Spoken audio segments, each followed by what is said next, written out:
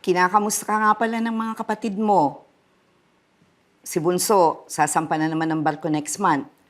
At tinatanong kung sasama ka daw sa airport paghatid. Dating gawi, anak.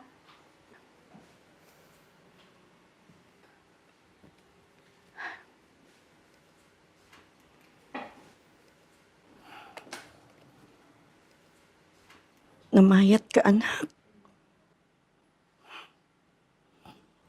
Napakapogi talaga ng batang to. Simpatiko, mabait pa. At for sure, nagjo-joke pa rin to dun sa mga kasama niya dun.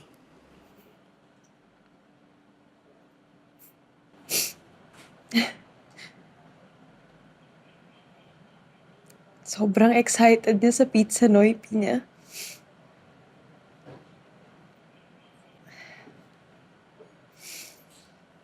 Dalawang taon din namin plinano yun.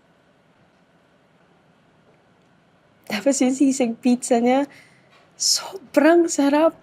Sabi ko nga sa kanya, papatok yun sa masa for sure.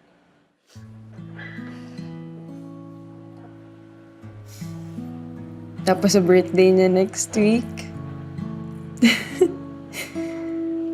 dami-dami niyang gustong bisita. Halos lahat ata ng classmate niya simula elementary hanggang college, in-invite niya eh.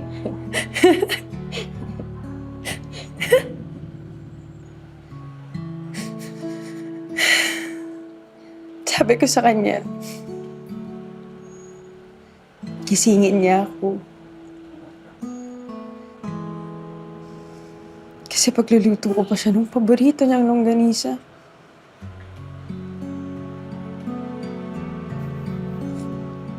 Pero hindi niya ako ginising.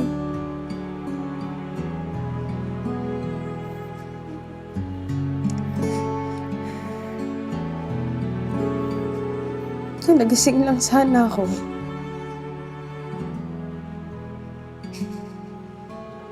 Kung hindi lang siya umalis, sana napigilan ko pa siyang umalis.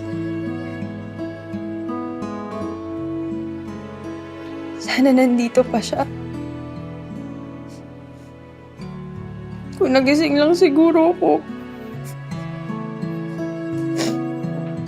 Baka nandito pa siya. Nay, kasalanan ko. Kasalanan ko, Nay. Anak, hindi pa tapos ang buhay. Walang nakakaalam kung bakit kailangan mawala ang mga mahal natin. Pero dahil mahal natin sila, isipin na lang natin na ayaw nilang makitang malungkot tayo. Hindi ba, anak? Hindi ko alam kung paano, Nay. Hindi ko alam.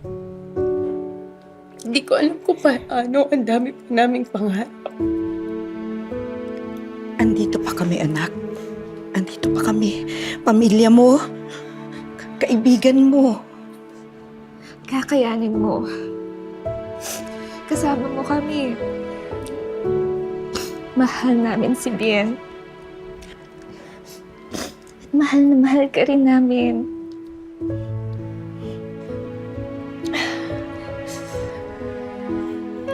Kaya mo yan, Meryl.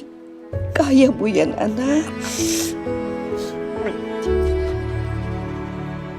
Nung una tayo nagkita, alam ko ikaw na. Wala yung duda. Nakita ko sa mga mata mo na ako ang pinipili mo. At pinipili din kita. Bumuo tayo ng mga pangarap. Gusto nating harapin ang bawat bukas nang magkasama lang tayo. Nagtutulungan.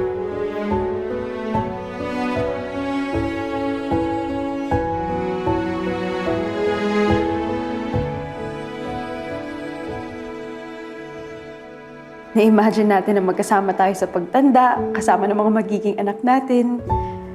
Magta-travel tayo sa buong Asia bago sa Amerika. Nakita natin ang hinaharap natin din.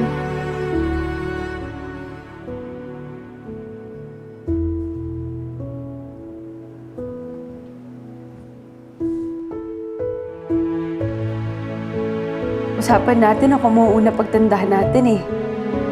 Tapos lalagyan mo ng maraming bulaklak ang paglalagyan ko.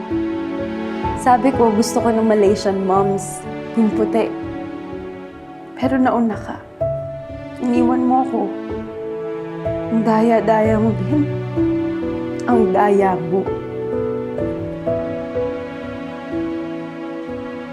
Gusto ko matutunan mabuhay nang wala ka sa tabi ko, Bien.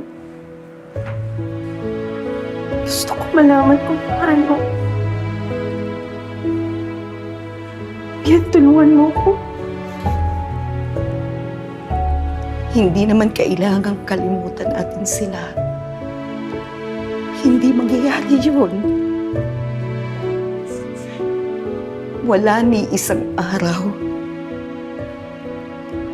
na hindi ko naiisip ang papa mo. Mula pagtulog hanggang pagising.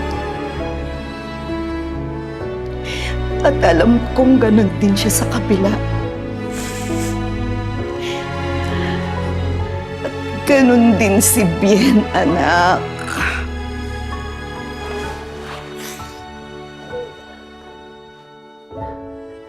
Kaya mo yan, Mary. Kaya mo yan, anak.